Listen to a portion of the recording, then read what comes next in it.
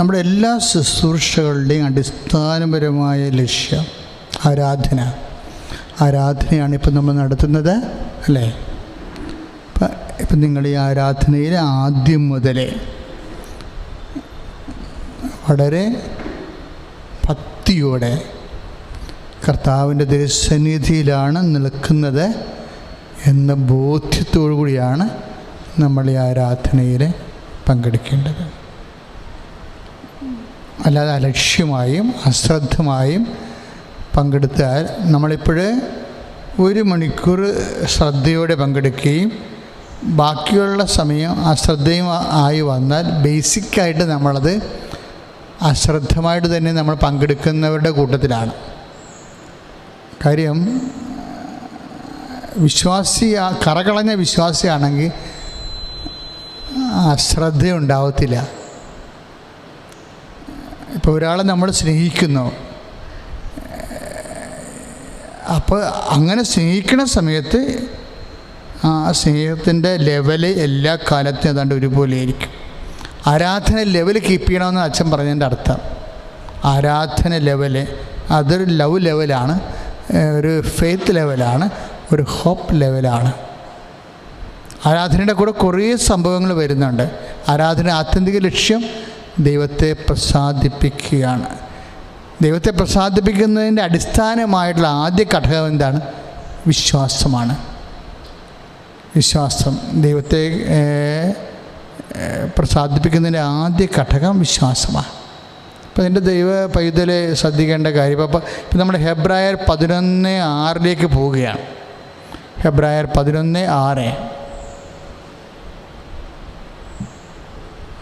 അപ്രകാരം എടുക്കപ്പെടുന്നതിന് മുമ്പ് താൻ ദൈവത്തെ പ്രസാദിപ്പിച്ചു എന്ന് അവന് സാക്ഷ്യം ലഭിച്ചു.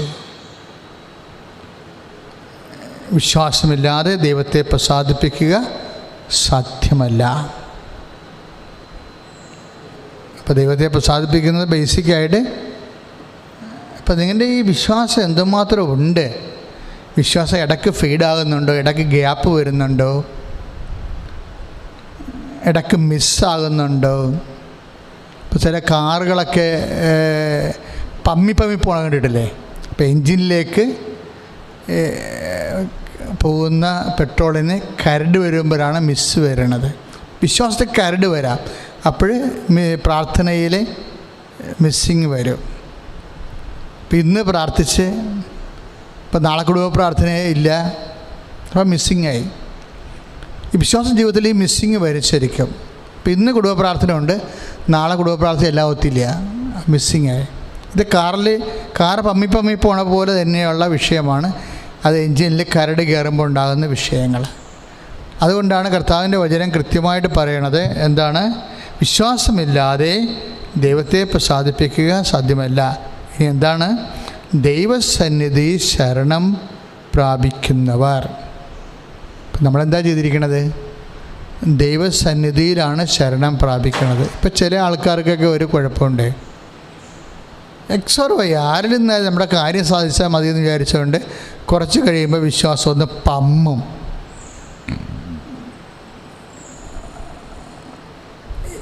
ഈ പമ്മൽ മാറുന്ന ഒരു സാഹചര്യം, വിശ്വാസം ശരണത്തിലേക്ക് പ്രവേശിച്ചു കഴിഞ്ഞാൽ പിന്നെ അവർക്ക് പമ്മലൊന്നും ഇല്ല. പക്ഷേ ഈ ശരണം പ്രാപിക്കുന്നവർ എന്താണ്? ദൈവ തിരുസന്നിധിയിൽ ഏറ്റുപറഞ്ഞ് ദൈവ തിരുസന്നിധിയിൽ ശരണം പ്രാപിക്കുന്നവർ ദൈവമുണ്ടെന്നും തന്നെ അന്വേഷിക്കുന്നവർക്ക് അവിടുന്ന് പ്രതിഫലം നൽകുമെന്നും വിശ്വസിക്കണം. അപ്പോൾ ദൈവ തിരുസന്നിധി ശരണം പ്രാപിക്കുന്നവരെ ദൈവമുണ്ടെന്നും തന്നെ അന്വേഷിക്കുന്നവർക്ക്. വിശ്വാസമെന്ന് പറയുന്നതിൻ്റെ ഉദ്ദേശം എന്താണ്? ദൈവത്തെ അന്വേഷിക്കല. എല്ലാ കാര്യങ്ങളിലും ഒരു അന്വേഷണം. എന്ത് വിഷയമുണ്ടെങ്കിലും ദൈവത്തെ അന്വേഷിക്കും നമ്മൾ.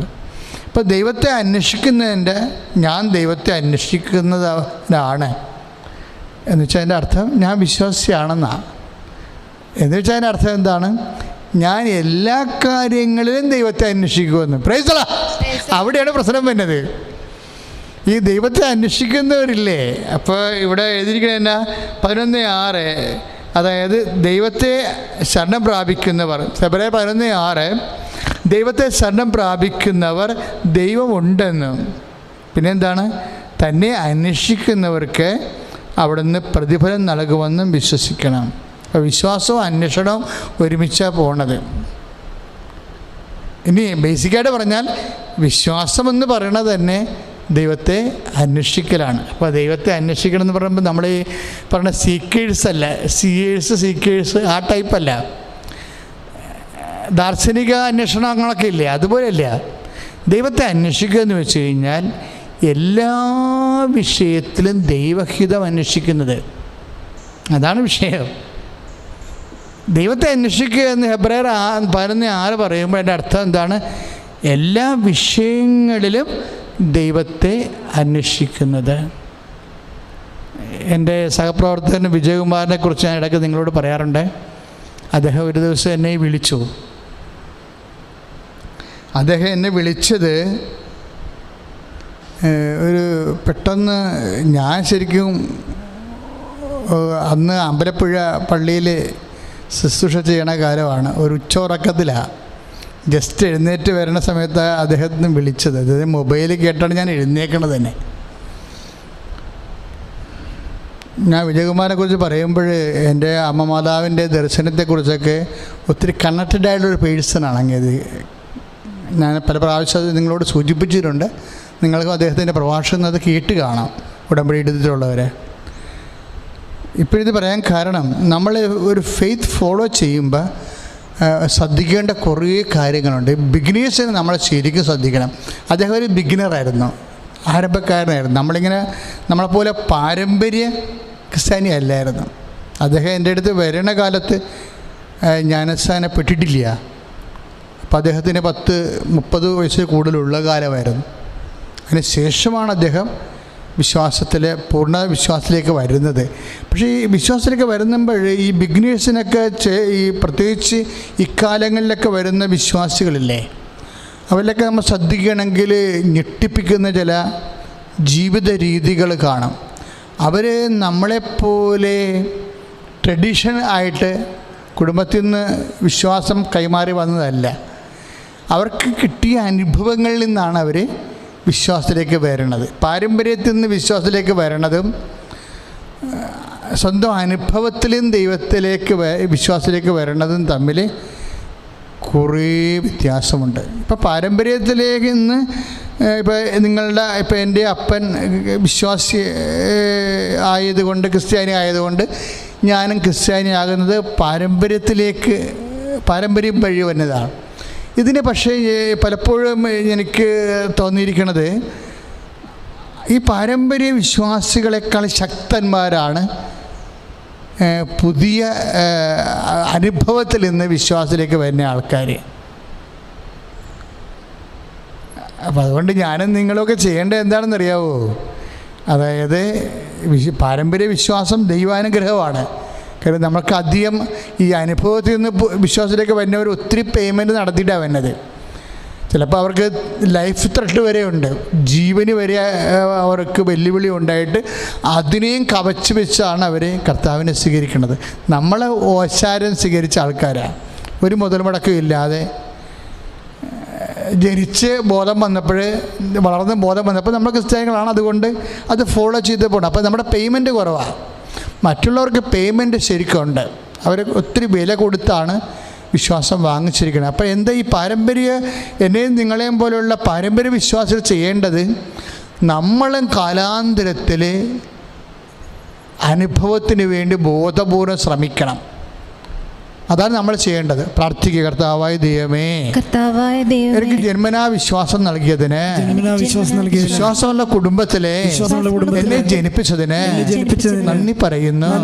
കർത്താവേ, ആന്തരിക ബോധ്യം കിട്ടാൻ എനിക്ക് അനുഭവത്തിലൂടെയുള്ള വിശ്വാസ സ്ഥിരീകരണം നൽകണമേ. ശ്രദ്ധിക്കട്ടെ.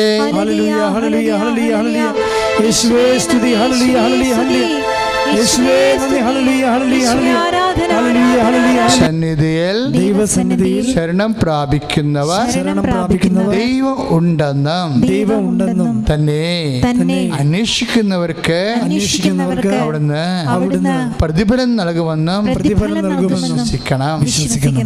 ദൈവം ഉണ്ടെന്ന് മാത്രം വിശ്വസിച്ചാൽ പോരാ, തന്നെ അന്വേഷിക്കുന്നവർക്ക് അവിടുന്ന് പ്രതിഫലം നൽകുമെന്ന്. പ്രതിഫലം വെച്ചാൽ തന്നെ അന്വേഷിക്കുന്നവർക്ക് ഉത്തരവെന്ന് അതിൻ്റെ അർത്ഥം. ഉത്തരം. God is always answerable. ഞാനും അത് വിശ്വാസത്തിൽ പഠിച്ച അതാണ്. God is answerable. ദൈവം ഉത്തരം നൽകുന്നവനാണ്. ആർക്കാണ്? തന്നെ അന്വേഷിക്കുന്നവർക്ക്. അപ്പോൾ വിശ്വാസം എന്നുള്ളത് ഒരു അന്വേഷണമാണ്. ഞാൻ എന്ത് ചെയ്യുക? അന്വേഷണം എന്ന് പറഞ്ഞുകൊണ്ടിരിക്കുന്നത് എന്താണെന്നറിയാമോ? ഇതിനോട് ഉപോത്ബലമായിട്ടുള്ള ഒരു വചനം നമ്മൾക്ക് നടപടി പുസ്തകത്തിൽ കിട്ടും. നടപടി പുസ്തകം 17:26 വചനം. നടപടി പുസ്തകം 17:26 വചനം. ഭൂമുഖം മുഴുവനും വ്യാപിച്ച് വസിക്കാൻ വേണ്ടി അവിടുന്ന് ഒരുവനിൽ നിന്ന് എല്ലാ ജനപദങ്ങളെയും സൃഷ്ടിച്ചു. അടുത്ത വചനമാണ് സീരിയസ്. അതായത് അവർക്ക് വിഭിന്ന കാലങ്ങളും വാസഭൂമികളും നിശ്ചയിച്ചു കൊടുത്തു. ഇപ്പോൾ മനുഷ്യൻ്റെ അനുഭവങ്ങളെല്ലാം വ്യത്യാസമല്ലേ? ഓരോരുത്തർക്കും ഓരോ അനുഭവമല്ലേ? ഇപ്പോൾ ഒരു അമ്മയുടെ വയറ്റിൽ നിന്ന് തന്നെ വന്ന് ഇരട്ട സന്താനം. ഇവിടെ കൃപാസനത്തിൽ 8 വർഷമായിട്ട് എടത്തുവായിലെ ഒരു ചേച്ചിക്ക് മക്കളില്ല. അവർ ഉടമ്പടി ചെയ്തിട്ട് പെട്ടെന്ന് മാതാവ് 3 കുഞ്ഞുങ്ങളെ ഒരുമിച്ച് കൊടുത്തു. ആ 3 കുഞ്ഞുങ്ങളെയും കൊണ്ടുവന്ന് ഇവിടെ ചോറൂട്ടിന് കൊണ്ടുവന്ന് ഞാൻ ഓർക്കുന്നുണ്ട്. ചോറൂട്ടിൻ്റെ ദിവസം 3 കുഞ്ഞിനെയും കൊണ്ടുവന്നായിരുന്നു. അപ്പോൾ ഒരു പ്രസവത്തിൽ 3 കുഞ്ഞുങ്ങളെ ആ അമ്മയ്ക്ക് കിട്ടി. പക്ഷേ നിങ്ങൾക്കറിയാമോ, 3 കുഞ്ഞുങ്ങളെ കിട്ടിയാലും ഇവരുടെ ജീവിത അനുഭവങ്ങളെല്ലാം 3 തരമായിരിക്കും. ഒരു അമ്മയുടെ വയറ്റിലാണല്ലോ വന്നത്, അതുകൊണ്ട് ഒരേ അനുഭവം എന്നല്ല. 3 പേർക്ക് 3 അനുഭവം സീരിയസ് ആണ് കേട്ടോ. നമുക്ക് എന്ത് അനുഭവങ്ങൾ ഉണ്ടാകണമെന്നല്ല പ്രശ്നം. അച്ഛൻ്റെ ടോക്കിൻ്റെ ഒരു കാതലായിട്ടുള്ള ഭാഗമാണ് എപ്പോഴും അത് പറയേണ്ടത്. നമുക്ക് എന്ത് അനുഭവം ഉണ്ടായെന്നല്ല, how we approach it, how we responded it. നമുക്ക് എന്ത് അനുഭവം ഉണ്ടായെന്നല്ല, നമ്മളതിനെ എങ്ങനെയാണ് അപ്രോച്ച് ചെയ്തത്, എങ്ങനെയാണ് അതിനോട് പ്രതികരിച്ചത്, അനുഭവങ്ങളോടെ പ്രതികരിച്ചു. ഇപ്പോൾ എന്താണ് ഈശോ പറഞ്ഞത്? നടപടി 17:26 തന്നെ എഴുതിയിരിക്കണത് 27 വരും. അതായത് അവർക്ക് വിഭിന്ന കാലങ്ങൾ. അപ്പോൾ 3 മക്കളാണെങ്കിലും വിഭിന്ന കാലം കൊടുക്കും, ഒരേ കാലമല്ല. ഒരാൾക്ക് സ്പ്രിങ് ആണെങ്കിൽ മറ്റാൾക്ക് വിൻ്റർ, മറ്റാൾക്ക് വർഷകാലം. അതിങ്ങനെ മാറി മാറി വരും. ഇപ്പോൾ ചേട്ടൻ അനുജനുമാണ്. ഇപ്പോൾ നിങ്ങളുടെ വീട്ടിലില്ലേ 2 ചേട്ടൻ അനുജന്മാരും പിന്നെ പെൺമക്കളൊക്കെ ആണെങ്കിൽ അവർക്ക് വ്യത്യസ്തങ്ങളായ ജീവിതാനുഭവങ്ങളാണ്. എന്ത് നമുക്ക് സംഭവിക്കണമെന്നല്ല, ഇത് എന്തിനാണ് സംഭവിക്കണമെന്നാണ് വിശ്വാസി. ഇപ്പോൾ വിശ്വാസമല്ല നമ്മുടെ വിഷയം. ഹെബ്രായർ 11:6 അനുസരിച്ച് വിശ്വാസം എന്താണെന്നാണ് നമ്മൾ പരിശോധിക്കുന്നത്. അപ്പോൾ ഈ അനുഭവങ്ങളിലൂടെ എന്താണ് നമ്മൾ വിശ്വാസം അന്വേഷണമാണെന്ന് നമ്മൾ കണ്ടു അല്ലേ? പക്ഷേ വിശ്വാസം എങ്ങനെയാണ് അന്വേഷിക്കണത്? എന്താണ് അന്വേഷിക്കണത്? കാലമാണ് അന്വേഷിക്കണത്. വരുന്ന കാലം എന്തുകൊണ്ടാണ് എന്നന്വേഷിക്കും. ഈ കാലത്തിൽ നമ്മൾ എങ്ങനെയാണ് ദൈവത്തെ അന്വേഷിക്കേണ്ടതെന്നാണ്. വിശ്വാസം ഒരു നിലപാടാണ് മക്കളെ. വിശ്വാസം ഒരു നിലപാടാണ്. ഇപ്പം ചില പറയില്ല അവൻ നിലപാടുള്ളവനാണെന്ന് പറഞ്ഞാൽ അതിൻ്റെ അർത്ഥം എന്താണ്? ആ വിശ്വാസിയാണ് സുവിശേഷ വിഹിതമായിട്ട് യേശുക്രിസ്തുവിൻ്റെ മനസ്സിന് അനപേക്ഷണമായിട്ട് ജീവിത സുഖദുഃഖങ്ങളോട് നിലപാടുള്ളവനാണ്. ശ്രുതികട്ടെ ഹല്ലേലൂയ.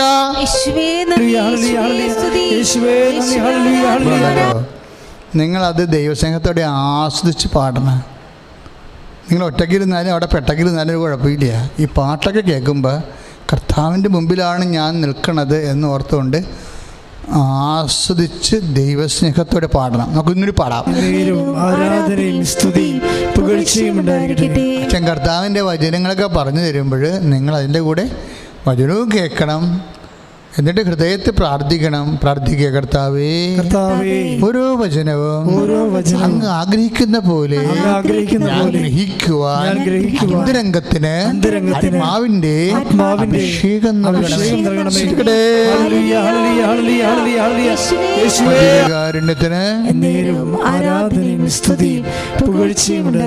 നമ്മളെ നടപടി പുസ്തകത്തിന്റെ 17:26 തന്നെ തിരിച്ചു വരികയാണ്. അവർക്ക്, അതായത് ജനപദങ്ങൾക്ക്, അവർക്ക് വിഭിന്ന കാലങ്ങളും വാസഭൂമികളും നിശ്ചയിച്ചു കൊടുത്തു. വിഭിന്ന കാലങ്ങൾ. മനുഷ്യന് ജീവിക്കാൻ എന്തൊക്കെയാണ് വേണ്ടത്? കാലങ്ങൾ. നമ്മളെങ്ങനെ ജീവിക്കണത്? കാലത്തിലും അതുപോലെ തന്നെ ദേശത്തിലുമാണ് നമ്മൾ ജീവിക്കണം, അല്ലേ? കാലത്തിലും ദേശത്തിലും. അനുഭവങ്ങൾ ഉണ്ടാകുന്നത് എങ്ങനെയാണ്? എക്സ്പീരിയൻസ് ഉണ്ടാകുന്നത് എങ്ങനെയാണ്? കാലത്തിലും ദേശത്തിലും. ഒരു പ്രത്യേക കാലത്തിലും പ്രത്യേക ദേശത്തും നമ്മൾ ചെല്ലുമ്പോൾ നമുക്ക് പുതിയ അനുഭവങ്ങളുണ്ടാകും. അപ്പോൾ പുതിയ കാലത്തിലേക്ക് നമ്മൾ കടന്നു ചെല്ലുമ്പോൾ, പുതിയ ദേശത്തിലേക്ക് നമ്മൾ കടന്നു ചെല്ലുമ്പോൾ നമ്മുടെ ജീവിതം പുതിയ അനുഭവങ്ങളിലേക്കാണ് പോകുന്നത്. ഈ അനുഭവങ്ങൾ എന്തിനാണ് തരണത്? പുതിയ അനുഭവങ്ങൾ എന്തിനാണ്? താഴെയുണ്ട്, ഇത് നടപടി 17:27. ഇത്, അതായത് വിഭിന്ന കാലങ്ങളും വിഭിന്ന ദേശങ്ങളിലൂടെ നമുക്ക് ലഭിക്കുന്ന പുതിയ അനുഭവങ്ങളെ, ഇത് അവർ ദൈവത്തെ അന്വേഷിക്കുന്നതിനും. എന്ന് പ്രാർത്ഥിച്ച്, ഇത് അവർ ദൈവത്തെ അന്വേഷിക്കുന്നതിനും. അപ്പം അനുഭവം എന്തിനുള്ളതാണ്? ദൈവത്തെ അന്വേഷിക്കാൻ. എന്തനുഭവമായാലും എന്തിനുള്ളതാണത്? ദൈവത്തെ അന്വേഷിക്കാനുള്ളതാണ്. അതാണ് ഇത് അവർ ദൈവത്തെ അന്വേഷിക്കുന്നതിനും. ഒരു പക്ഷേ അന്വേഷിക്കണത് എന്തിനാണ്? അനുഭവത്തിലൂടെ അവിടുത്തെ കണ്ടെത്തുന്നതിന് വേണ്ടിയാണ്. Price the Lord, hallelujah. അപ്പോൾ അനുഭവങ്ങളുടെ ഉദ്ദേശം എന്താണ്? അനുഭവത്തിലൂടെ ദൈവത്തെ കണ്ടെത്താനാണ്. എന്തനുഭവമായാലും, ഇപ്പോൾ കൊറോണ ആയാലും കോവിഡ് ആയാലും ഇനി അതിൻ്റെ പിന്നിലുണ്ടാകുന്ന എന്തെല്ലാം വ്യത്യസ്തങ്ങളായ അനുഭവങ്ങളിലൂടെയാണ് സഭ കടന്നു പോണത്. എൻ്റെ ജീവിതത്തിൽ ഇപ്പോൾ 60 കൊല്ലത്തിനുള്ളിൽ ഞാൻ ഏറ്റവും കൂടുതൽ സഭ സങ്കടത്തിലൂടെ കടന്നു പോകുന്നൊരു കാലമായിട്ടാണ് ഈ കാലത്തെ അനുഭവിക്കുന്നത്. പക്ഷേ എൻ്റെ മനസ്സിൽ പ്രാർത്ഥിക്കുമ്പോഴൊക്കെ വല്ലാത്ത സന്തോഷമാണ്. അപ്പോഴൊക്കെ ഈശോ എന്നോട് പറയും, ജനങ്ങളോട് പറയണം, പ്രേയർ ചെയ്യാൻ പറയണമെന്ന്. രാത്രിയും പകലുമൊക്കെ പ്രാർത്ഥിക്കും. 2 മണിക്കും 3 മണിക്കും രാത്രിയൊക്കെ പ്രാർത്ഥിക്കും. അപ്പോഴൊക്കെ സഭയെക്കുറിച്ച് പ്രാർത്ഥിക്കുമ്പോഴൊക്കെ ഈശോ പറയണത്, ഒന്നും ഭയപ്പെടാനില്ല, ജനങ്ങളുടെ പ്രാർത്ഥനാ ജീവിതം ശക്തിപ്പെടുത്താൻ. അതാണ് ഞാനിപ്പോൾ നിങ്ങളോട് പറയണത്. സഭയെ ഓർക്കുമ്പോൾ, മെത്രാച്ചന്മാരെ ഓർക്കുമ്പോൾ, പരിശുദ്ധ പിതാവിനെ ഓർക്കുമ്പോൾ, വൈദികരെ ഓർക്കുമ്പോൾ, വിശ്വാസികളെ ഓർക്കുമ്പോൾ, പീഡകൾ അനുഭവിക്കുന്ന വിശ്വാസികൾ എല്ലായിടത്തും ഉണ്ട്. തീവ്രവാദികളിൽ നിന്നൊക്കെ പീഡ അനുഭവിക്കുന്ന വിശ്വാസികളുണ്ട്. അപ്പോൾ ഓർക്കുമ്പോൾ ആദിമസഭയെപ്പോലെ നമ്മൾ പ്രാർത്ഥനാ ജീവിതം ശക്തിപ്പെടുത്തും. നമ്മളെ തോൽപ്പിക്കാൻ ആർക്കും പറ്റത്തില്ല മക്കളെ. ഇത് ജയിച്ചവൻ്റെ സഭയാണ്. ക്രൂശിക്കപ്പെട്ടതിന് ശേഷം 3-ാം ദിവസം ഉയർത്തെഴുന്നേറ്റിട്ട്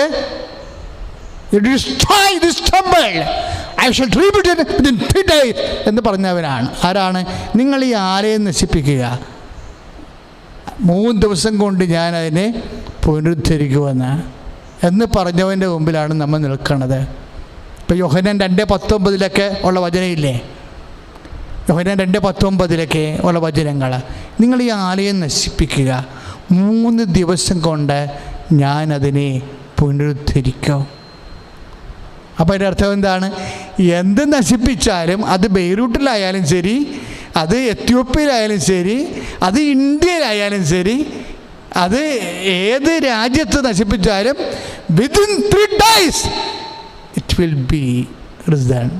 ഹി വിൽ ബി റിസൺ. അത് കർത്താവ് ഉയർത്തെഴുന്നേറ്റ പോലെ ഹി വിൽ റീബിൽഡ് ഇറ്റ്. കർത്താവ് അത് റീബിൽഡ് ചെയ്യും. അത് സത്യമല്ലേ ഞാൻ പറഞ്ഞത്? ഇപ്പോൾ ഹാഗ്യ സോഫിയ വിഷയം തന്നെ വന്നപ്പോൾ 1540കളിൽ കർത്താവിൻ്റെ ആലയമാണ് അത് നശിപ്പിച്ച് കൊള്ളയടിച്ച് കളഞ്ഞത്. അത് ആ കാലഘട്ടം നിങ്ങൾ ചിന്തിച്ചിട്ടുണ്ടോ? തുർക്കികൾ യൂറോപ്പ് കീഴടക്കിയ കാലഘട്ടമാണ്. ആ കാലഘട്ടത്തിൽ എന്താണ് സംഭവിച്ചത്? ആ കാലഘട്ടത്തിൽ എന്താ സംഭവിച്ചത്? ഇപ്പോൾ ഇവർ വിവാദത്തിൽ പറയുന്ന സ്പെയിനിലുള്ള പല പള്ളികളിൽ നിന്നും ചില മതക്കാർ ഒഴിഞ്ഞു പോയെന്ന് പറയണില്ലേ? അവരെ ക്രിസ്ത്യാനി ഒഴിപ്പിച്ചതൊന്നും അല്ല അത്. വീണ്ടും ക്രിസ്ത്യാനി അവരുടെ സ്ഥലങ്ങളിൽ വിശ്വാസികളെ ശക്തിപ്പെട്ട് വന്നപ്പോൾ മറ്റുള്ളവരുടെ എണ്ണം കുറഞ്ഞു വന്നപ്പോൾ അവർ പോയതാണ് അവിടുന്ന്. പക്ഷെ ആ കാലത്ത് എന്താ സംഭവിച്ചത്? അക്കാലത്ത് തന്നെയാണ് തെക്കേ അമേരിക്കയിലെ വിശ്വാസം പച്ചപിടിച്ചത്. ആ കാലത്ത് തന്നെയാണ് വടക്കേ അമേരിക്കയിലെ വിശ്വാസം പച്ചപിടിച്ചത്. അക്കാലത്ത് തന്നെയാണ് ആസ്ട്രേലിയയിലെ വിശ്വാസം പച്ചപിടിച്ചത്. ആ കാലത്ത് തന്നെയാണ് റഷ്യ വിശ്വാസം നിറഞ്ഞത്. അപ്പോൾ എന്താണ്? റീബിൽഡ് ചെയ്യുകയാണ്. എൻ്റെ ദൈവവേദനെ ഏതെങ്കിലും വിധത്തിൽ നസ്രായന് വേണ്ടി നീ ഒരു കണ്ണുനീര്, ഒരു പ്രാർത്ഥന, ഒരു ഉത്കണ്ഠ, ഒരു നിട്ടിട്ടുണ്ടെങ്കിൽ അതിനൊക്കെ വിലയുണ്ടാകും. അതിനൊക്കെ വിലയുണ്ടാകും. അതായത് നിങ്ങൾക്ക് ഒരു പട്ടണത്തിൽ നിങ്ങളെ പീഡിപ്പിക്കുമ്പോൾ അവിടെ നിന്ന് യൂദയായിലുള്ളവർ മലമ്പ്രദേശത്തേക്ക് ഓടിപ്പോട്ടെ എന്നല്ലേ ഈശോ പറഞ്ഞത്? പ്രാർത്ഥിക്കാൻ പോട്ടെ എന്നാണ് പറഞ്ഞത്. മലമ്പ്രദേശത്ത് പോണേ എന്തിനാ? മലയിലേക്ക് പോകുന്നത് എന്തിനാ? ഒരു സ്ഥലത്ത് പീഡിപ്പിക്കുമ്പോഴും മലയിലേക്ക് പോണത് എന്തിനാ? പ്രാർത്ഥിക്കാൻ വേണ്ടിയാണ്. പീഡനം വരുമ്പോൾ പ്രാർത്ഥന ഇരട്ടിയാക്കണമെന്നാണ്. അത് മതപീഡനമായാലും വിശ്വാസ പീഡനമായാലും സാമ്പത്തിക പീഡനമായാലും കൊറോണ പീഡനമായാലും എല്ലാ പീഡനങ്ങളുടെയും പിന്നിൽ ദൈവികമായ ലക്ഷ്യം എന്താണ്? പ്രാർത്ഥിക്കുക എന്നുകൊണ്ടാണ്. പ്രാർത്ഥിക്കുക. കർത്താവായ ദൈവം, കർത്താവായ ദൈവമേ, കർത്താവായ ദൈവമേ, ഞങ്ങൾക്ക് വ്യത്യസ്തങ്ങളായ പീഡനങ്ങൾ ഉണ്ടാകുമ്പോൾ പ്രാർത്ഥിക്കുവാൻ ഞങ്ങളെ അഭിഷേകം ചെയ്യണമേ. ആരാധനയും സ്തുതിയും പുകഴ്ചയും ഉണ്ടായിരിക്കട്ടെ. ലൂക്കാ 21:21 നമ്മൾ വായിച്ചു കേട്ടത്. അപ്പോൾ യൂദയായിലുള്ളവർ പർവ്വതങ്ങളിലേക്ക് പലായനം ചെയ്യട്ടെ. അപ്പോൾ ഈശോയും എവിടെയാണ് പ്രാർത്ഥിക്കാൻ പോയത്? മലമുകളിൽ. അപ്പോൾ പീഡനകാലങ്ങളിലൊക്കെ വരുമ്പോഴും പ്രയാസകാലങ്ങളിൽ വരുമ്പോഴും പ്രാർത്ഥനയിലൂടെ പ്രാർത്ഥന എന്ന് പറഞ്ഞാൽ എന്താണ്? ദൈവത്തെ അന്വേഷിക്കലാണ്. വിശ്വാസം എന്ന് പറഞ്ഞാൽ എന്താണ്? അന്വേഷിക്കാൻ ആരംഭിക്കലാണ്. അതാണ് നമ്മൾ ഹെബ്രായർ 11:6 വായിച്ച് കേട്ടത്. എന്താ വായിച്ച് കേട്ടത്? അതായത് ദൈവം തന്നെ അന്വേഷിക്കുന്നവർക്ക് അവിടുന്ന് പ്രതിഫലം നൽകുന്നു. വിശ്വാസം എന്നത് ദൈവത്തെ അന്വേഷിക്കണമാണ്. അന്വേഷിക്കുന്നവർക്ക് ദൈവം ഉത്തരം നൽകുന്നു. അന്വേഷിക്കണ എപ്പോഴാണെന്നാണ് നമ്മൾ നടപടി പുസ്തകത്തിൻ്റെ 17, 26, 27 തിരുവചനങ്ങൾ. വിഭിന്ന കാലങ്ങൾ. നമ്മുടെ കാലം വ്യത്യാസമാകുമ്പോൾ, ഇപ്പം ഞാൻ വിജയകുമാരൻ്റെ കാലം വ്യത്യാസമാകുമ്പോഴാണ് ദൈവത്തെ അവിടുന്ന് ഓരോരുത്തർക്കും ഓരോ കാലം കൽപ്പിച്ച് നൽകുന്നു. എന്തിനാണ്? അത് ദൈവത്തെ അന്വേഷിക്കാൻ വേണ്ടിയാണ്. അപ്പോൾ ഈ കാലം ഇങ്ങനെ പോകുന്നതുകൊണ്ട് നിങ്ങളിപ്പോൾ ഇന്നലെ നമ്മുടെ ഫൈനാൻസ് മിനിസ്റ്ററിൻ്റെ ഒരു ബൈറ്റ് ഞാൻ കേട്ടത്, അദ്ദേഹം പറഞ്ഞത് നമ്മൾ സെപ്റ്റംബറിൽ റിലീസ്ഡാകുമെന്നാണ് ഞങ്ങൾ കരുതിയത്. പക്ഷേ സെപ്റ്റംബറിൽ റിലീസാകുമെന്ന് തോന്നണില്ല.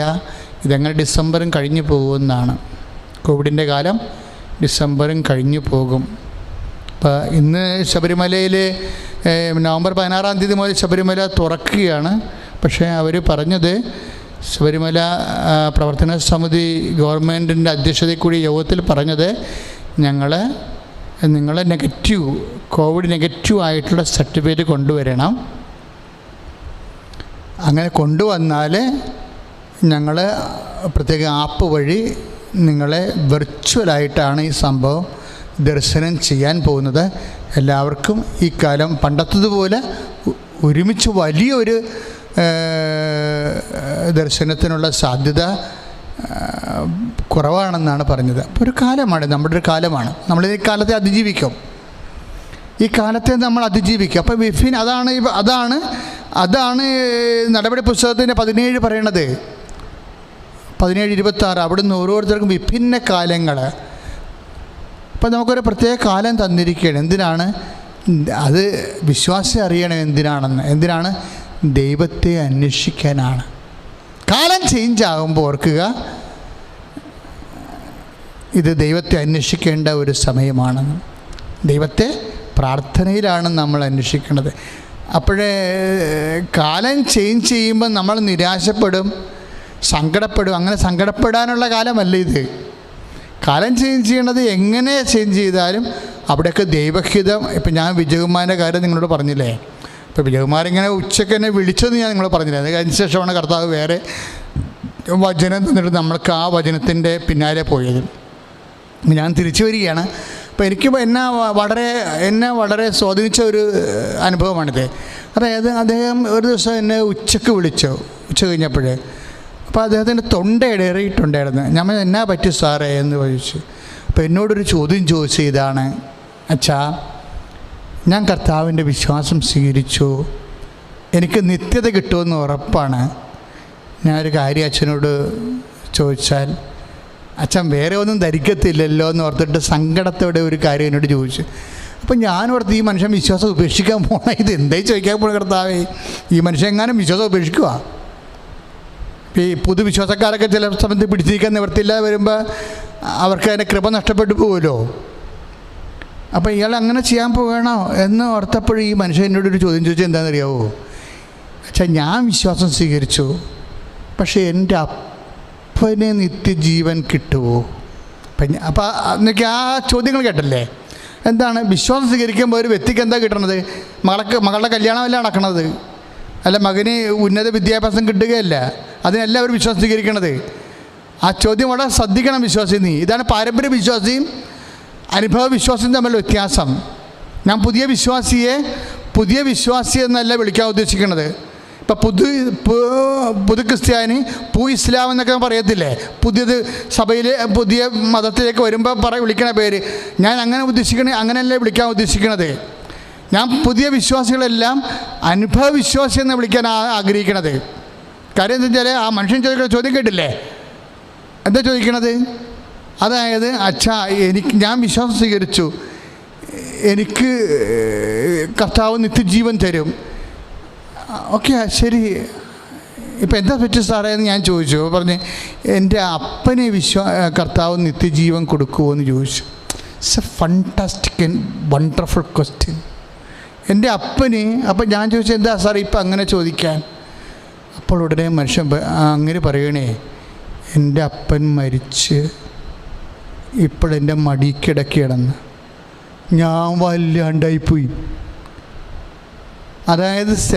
അതായത് ഒരു 3 മിനിറ്റ് ആയിട്ടുള്ള അങ്ങേരും അപ്പനും കൂടി ഒരു സോഫയിലിരുന്ന് സംസാരിച്ചുകൊണ്ടിരിക്കുകയാണ്. അപ്പനും അങ്ങേരും കൂടി ഒരു സോഫയിൽ സംസാരിച്ചുകൊണ്ടിരിക്കണം അങ്ങോട്ടും ഇങ്ങോട്ടും.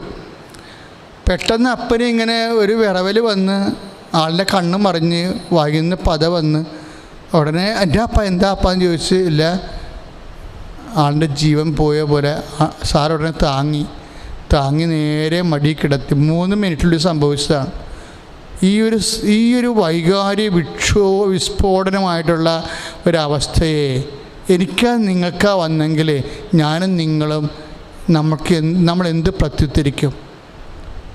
അപ്പോൾ തന്നെ 4 പാടും കൂവി ഓടി അടുക്കളയിൽ ചെന്ന് ഭാര്യനെ വിളിച്ചു, അമ്മനെ വിളിച്ചു, പുറത്ത് വിളിച്ചു, എന്തെല്ലാം പെരളികൾ കാണിക്കുക അമ്മ ഇല്ലേ? അതാണ് ഈ പാരമ്പര്യ വിശ്വാസിയും അനുഭവ വിശ്വാസിയും തമ്മിലുള്ള വ്യത്യാസം. ഈ മനുഷ്യൻ അപ്പൻ്റെ ജഡം അനക്കാതെ ഫോൺ എടുത്തിട്ട് നേരെ എന്നെ വിളിക്കുകയാണ്. വിളിച്ച ചോദ്യം എന്താണെന്നറിയാമോ? അച്ഛാ, എൻ്റെ അപ്പന് നിത്യജീവൻ കിട്ടുമോ? അതിനുശേഷം ഞാൻ ചോദിച്ചു, അതിനിപ്പോൾ എന്താ സാർ ഇങ്ങനെ ചോദിക്കാൻ കാരണമെന്ന് ചോദിക്കുമ്പോഴാണ് എൻ്റെ അപ്പൻ മരിച്ചുപോയി എന്ന് പറഞ്ഞു. ഉടനെ ഞാൻ എടുത്ത വായിക്കൊരു മറുപടി ആ മനുഷ്യനോട് പറഞ്ഞു, സാറേ, കർത്താവ് ലൈനിലുണ്ടല്ലോ, ഞാൻ ജസ്റ്റ് എഴുന്നേറ്റ് വരികയാണ്, നിങ്ങൾ വിശ്വാസ പ്രമാണം ചൊല്ലി ഈശോനോട് തന്നെ ചോദിക്കാൻ പറഞ്ഞു. കാരണം വിശ്വാസത്തെ സംബന്ധിച്ചുള്ള ഗുണമെന്ന് പറയണത് ഈശോ എപ്പോഴും ലൈനിലുണ്ടാകും. എന്നിട്ട് ഞാൻ ഉടനെ എൻ്റെ മുണ്ടെടുത്ത് എൻ്റെ ഉടുപ്പെടുത്തിട്ടേച്ചും ഞാൻ ടബിൽ പോയി, ഞാൻ കോട്ട എടുത്തിട്ടേച്ച് എൻ്റെ ടബിൽ പോയി എൻ്റെ മുഖം കഴുകി ഞാൻ അപ്പോഴേ വല്ലാണ്ടായിപ്പോയി. കാര്യം സാറിൻ്റെ എല്ലാ വിശ്വാസ വിഷയങ്ങൾക്കും ഞാനാ മറുപടി പറഞ്ഞു കൊടുക്കണത്. അപ്പോഴേ ഞാൻ കർത്താവിൻ്റെ ഒരു മറുപടിക്ക് വേണ്ടി, കാര്യം എനിക്ക് റെഡിമെയ്ഡ് ആൻസർ ഇതിനില്ലായിരുന്നു. അപ്പോൾ കർത്താവിനെ എനിക്കറിയാം.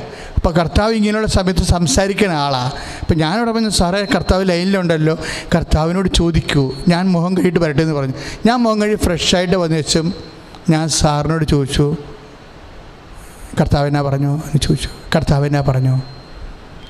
അപ്പോഴൊക്കെ എന്നോട് പറഞ്ഞു, കർത്താവ് പറഞ്ഞു വെച്ചാ എനിക്കത് മതി. കർത്താവ് പറഞ്ഞു. ഞാൻ പറഞ്ഞു, കർത്താവ് എന്ത് പറഞ്ഞു?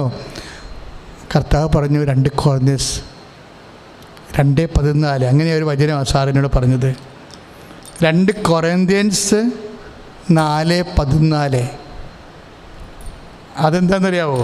ഭയങ്കര രസമാണ്. സാറ് ഞാൻ കർത്താവിനോട് ചോദിക്കാൻ പറയുകയും സാറുടനെ അപ്പൻ്റെ ഡെഡ് ബോഡി പതുക്കെ സോഫ ആ മടിയിൽ നിന്ന് ഉയർത്തി എടുത്ത് തെറ്റി മാറി വെച്ചും അപ്പനെ സോഫയിൽ ഡെഡ് ബോഡി സോഫയിൽ കിടന്നിട്ടും 2ാമത്തെ നിലയിൽ പോയി കർത്താവിൻ്റെ അവിടെ കർമ്മലമാതാവിൻ്റെ രൂപം വെച്ചിട്ടുണ്ട് സാറ്. ഞാൻ സാറും കൂടി സെലക്ട് ചെയ്ത ഒരു രൂപമായിരുന്നു ഒരിക്കൽ ഒരു മഴയത്ത്. അപ്പോൾ അവിടെ വെച്ചിട്ട് സാറ് ബൈബിൾ എടുത്തിട്ട് പറഞ്ഞു, ഈശോ എൻ്റെ അപ്പൻ അങ്ങയുടെ അടുത്തേക്ക് വരുമോ എന്ന് ചോദിച്ചു. അതായത് ഭയങ്കര സങ്കടമാണേ. അതായത് അപ്പൻ്റെ ആത്മാവിനെക്കുറിച്ച് അറിയാൻ വേണ്ടിയുള്ള തീക്ഷ്ണമായ ഒരു സങ്കടത്തോടുള്ളൊരു മകൻ്റെ പ്രാർത്ഥനയാണ്. അപ്പോൾ സാധാരണ ചെയ്യണ പോലെ നമുക്കറിയാമല്ലോ, ഈശോ പല രീതിയിൽ നമ്മളോട് സംസാരിക്കും.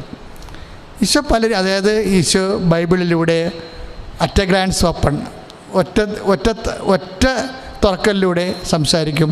ചാറ്റിംഗ് മെസ്സേജ്, അച്ഛൻ നിങ്ങൾക്ക് മെസ്സേജ് എടുത്ത് തരുന്നില്ലേ, chatting message, precise word of ഗോഡിലൂടെ, നമ്പറിലൂടെ സംസാരിക്കും, സ്വപ്നത്തിലൂടെ സംസാരിക്കും. അങ്ങനെ വ്യത്യസ്തങ്ങളായ രൂപത്തിൽ ദൈവം നമ്മളോട്. അപ്പോൾ ഈ ദൈവത്തെ അന്വേഷിക്കുന്നവർക്ക് ദൈവം ഒരിക്കലും ഒരു പഞ്ഞമില്ലേ.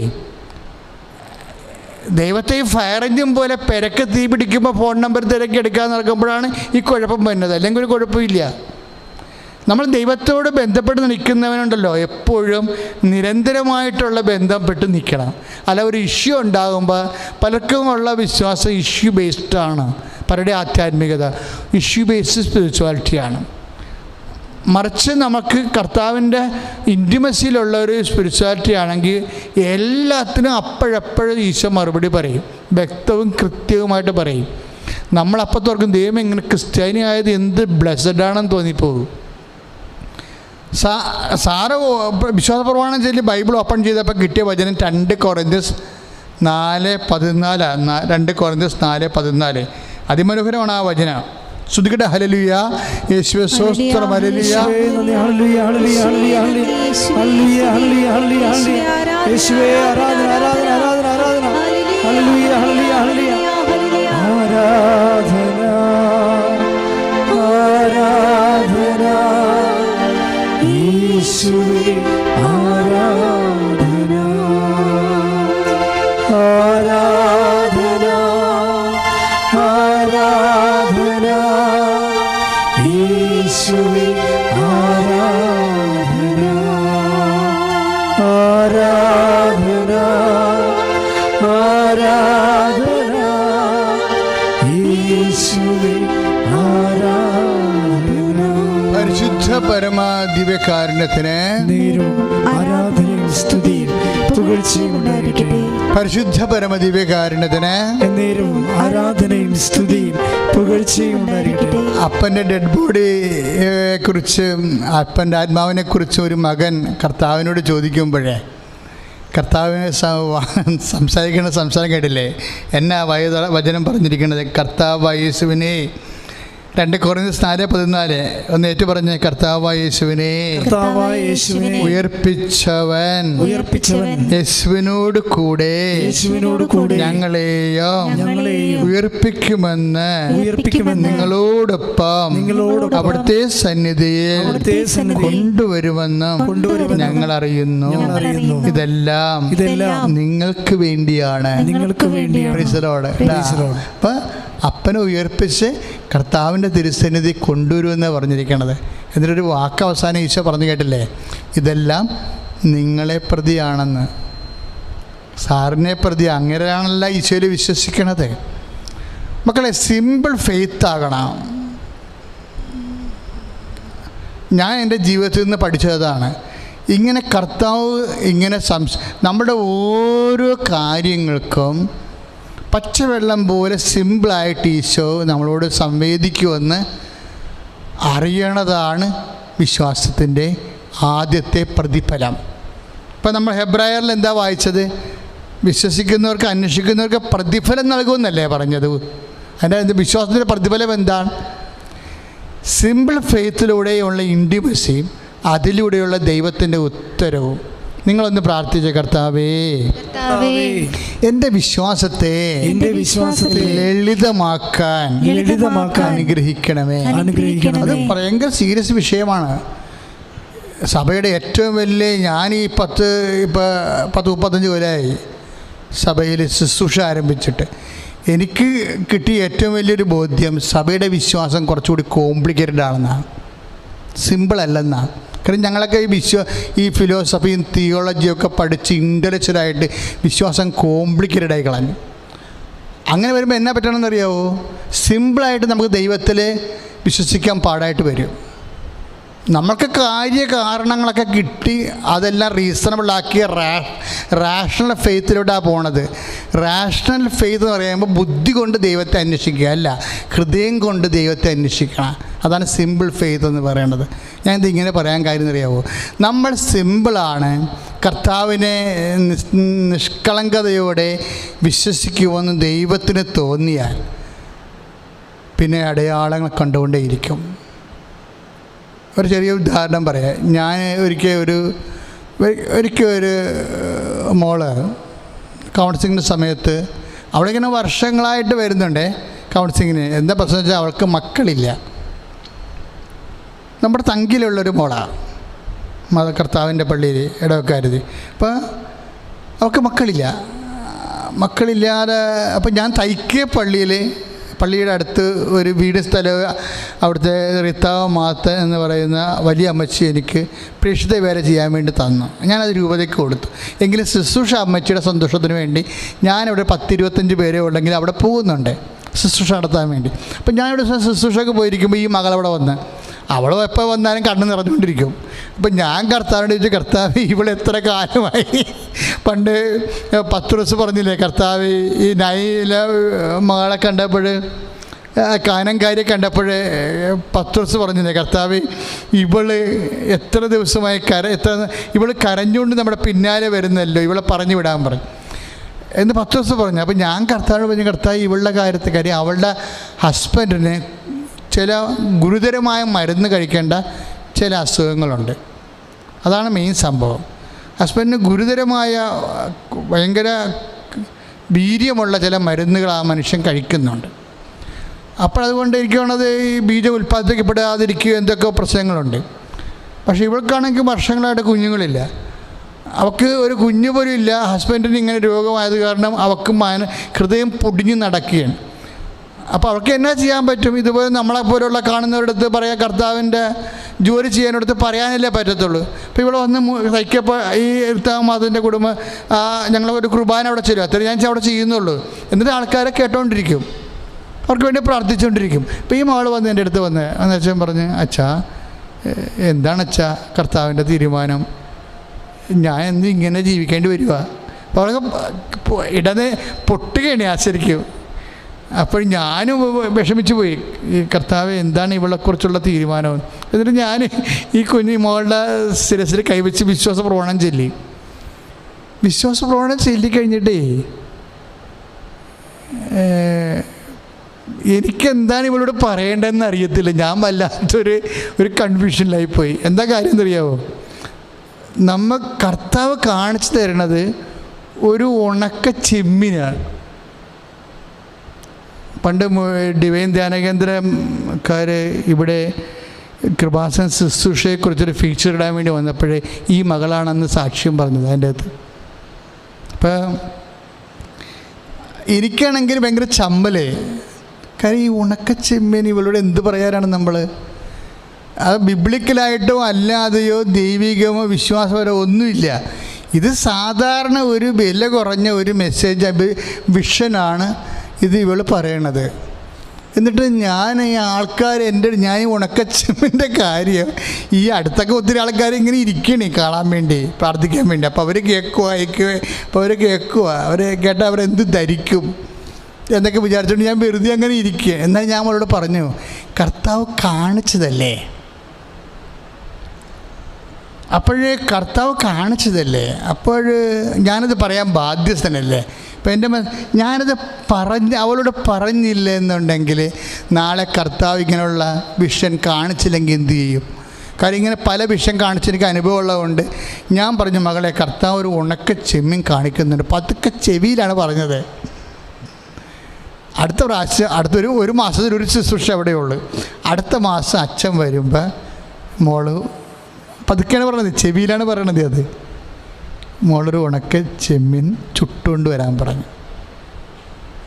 അപ്പം പിറ്റേ മാസം ഞാൻ ചെന്ന് കഴിഞ്ഞപ്പോൾ പ്രാർത്ഥന കഴിഞ്ഞ് കുർബാന കഴിഞ്ഞു, കഞ്ഞി കുടിച്ചു, ആൾക്കാരെ കാണാൻ തുടങ്ങിയപ്പോൾ കാര്യം ഇവൾ വരണില്ല, വന്നിട്ടുണ്ട് ആൾ.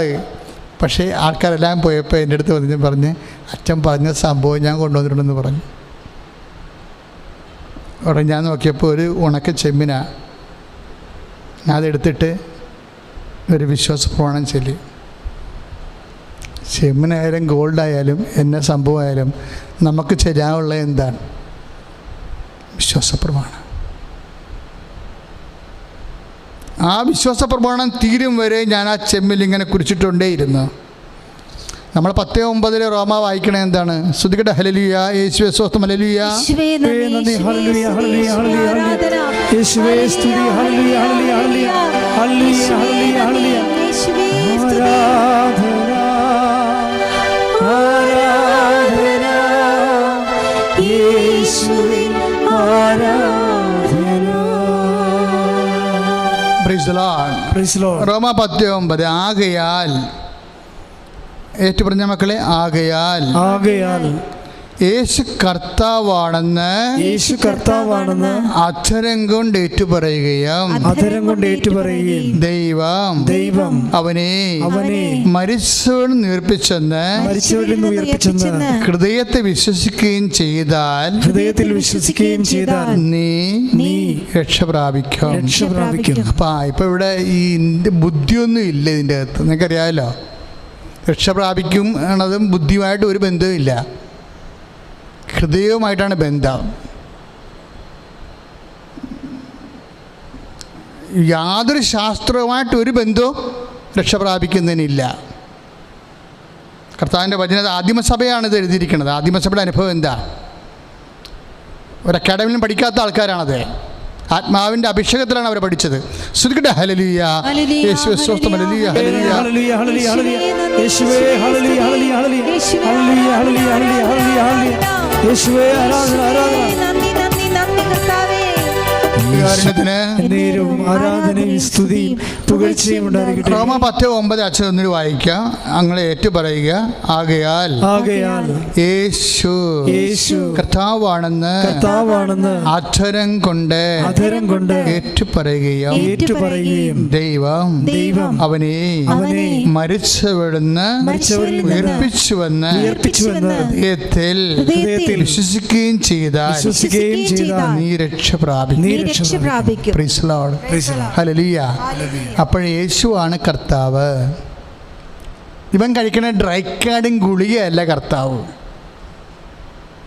ഇത് ഇൻ്റലക്ച്വലായിട്ട് എടുത്തു കഴിഞ്ഞാൽ പറയും, ആ ഗുളികയൊക്കെ കഴിച്ചു കഴിഞ്ഞാൽ പിന്നെ എങ്ങനെയാണ് ബീജം ഉൽപ്പാദിപ്പിക്കണത്, എങ്ങനെ കൊച്ചുണ്ടാകണമെന്ന് ചോദിക്കും. കർത്താവ് എന്നാ പറഞ്ഞത്? ഈ കല്ലിൽ നിന്ന് അബ്രാഹത്തിന്റെ സന്തതികൾ ജനിപ്പിക്കുവാൻ ദൈവത്തിന് കഴിയും. ശ്രുതികട, ഹല്ലേലൂയ, യേശുവേ സ്തോത്രം,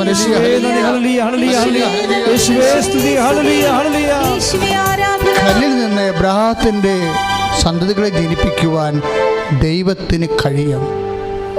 അപ്പോൾ ദൈവത്തിൻ്റെ കഴിവിലാണ് നമ്മൾ വിശ്വസിക്കുന്നത്. കല്ലായാലും ശരി, ഇവിടെ കല്ലല്ല, ഒരു ചെമ്മീനാണ്. എന്താ സംഭവിച്ചിരിക്കുന്നത്? ആ ചെമ്മീൻ എടുത്തിട്ട് അതിൻ്റെ പിന്നിൽ എന്താ ചെയ്യണത്? വിശ്വാസ പ്രമാണം ചൊല്ലുക. വിശ്വാസ പ്രമാണം എന്ന് പറഞ്ഞാൽ എന്താണ്? യേശു കർത്താവാണെന്ന് അധരം കൊണ്ട് ഏറ്റു പറയണതാ. വിശ്വാസപ്രമാണത്തിൻ്റെ സാരസംഗ്രഹം അതാണ്. യേശു കർത്താവാണെന്ന് അധരം കൊണ്ട് ഏറ്റുപറയും.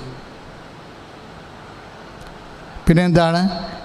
ദൈവം അവനെ മരിച്ചവരിൽ നിന്ന്, അതായത് ജഡം, ദൈവം അവനെ മരിച്ചവരിൽ നിന്ന് ഉയർപ്പിക്കുമെന്ന് ഹൃദയത്തെ വിശ്വസിക്കും. ജഡത്തിന് ജീവൻ കൊടുക്കുമെന്ന്.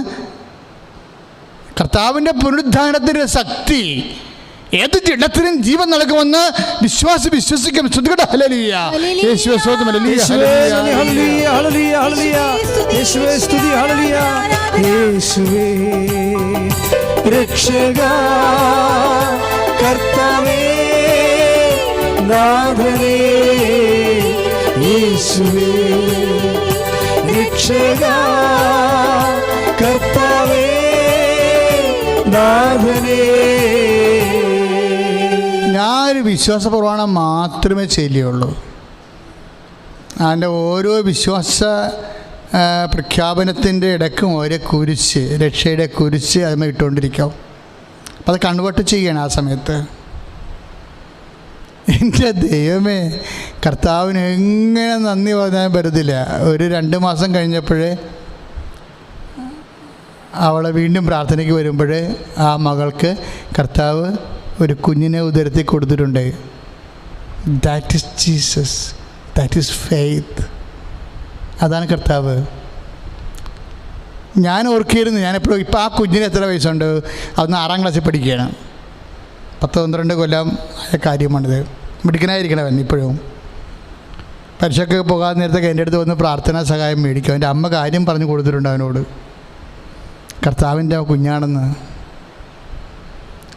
എൻ്റെ മക്കളെ, ഇതെല്ലാം അതെനിക്ക് ഇതാണ് അവസ്ഥ. അത് ഫെയ്ത്ത് സിമ്പിളാക്കണം. അത് ഹൃദയത്തിൽ യേശു കർത്താവാണെന്ന് നമ്മൾ അധരം കൊണ്ട് ഏറ്റുപറയും. ദൈവം അവനും മരിച്ചതെന്ന് ഉയർപ്പിച്ചെന്ന് ഹൃദയത്തിൽ വിശ്വസിക്കാം. ഇപ്പം നിങ്ങൾ ചിലർ പറയും, അച്ഛാ ഞങ്ങൾ ഉടമ്പടിയുടെ തിരി തീർന്നു പോയല്ലേ അച്ഛാ. ഇപ്പം ഞങ്ങളെന്താ പറഞ്ഞു കൊടുക്കണത്? നിങ്ങളാ വിശ്വാസ പ്രമാണം ചെല്ലുക, നിങ്ങളാ 7 സ്വർഗസ്ഥനാ ചെല്ലുക. 7 നന്മ പറഞ്ഞു പറയും. അത് കർത്താവ് പണ്ട് എന്നോട് പറഞ്ഞ വചനമാണ്. പ്രാർത്ഥന അത്രയും സിമ്പിളാണ് ശരിക്കും. പക്ഷേ സിമ്പിളാകുമ്പോൾ ആ പ്രാർത്ഥനയുടെ പ്രകരശേഷികൾ എന്താണെന്ന് നിങ്ങൾ മനസ്സിലാക്കണം. അത് സിമ്പിളായില്ല. അതായത് പ്രാർത്ഥന ചൊല്ലി തന്നെ ഒരു പുസ്തകത്തിലെ പ്രാർത്ഥനയല്ലത്. അത് വിശ്വാസത്തിൻ്റെ ഒരു രക്ഷ, ദൈവത്തെ അനുഭവിക്കുന്നൊരു ഫോർമുലയാണ്. സ്തുതിക്കട്ടെ. ഹല്ലേലൂയ. യേശുവേ സ്തോത്രം. ഹല്ലേലൂയ ഹല്ലേലൂയ ഹല്ലേലൂയ ഹല്ലേലൂയ. യേശുവേ സ്തുതി. ഹല്ലേലൂയ ഹല്ലേലൂയ ഹല്ലേലൂയ ഹല്ലേലൂയ ഹല്ലേലൂയ ഹല്ലേലൂയ ഹല്ലേലൂയ. യേശുവേ ആരാധന ആരാധന ആരാധന ആരാധന. ഹല്ലേലൂയ ഹല്ലേലൂയ ഹല്ലേലൂയ ഹല്ലേലൂയ. യേശുവേ രക്ഷകാ കർത്താവേ നാഥനേ, യേശുവേ രക്ഷകാ കർത്താവേ നാഥനേ.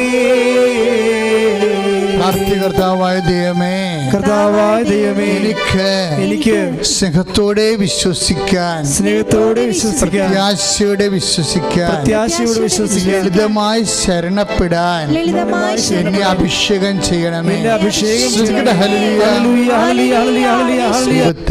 ദൈവത്തിന് കഴിയും.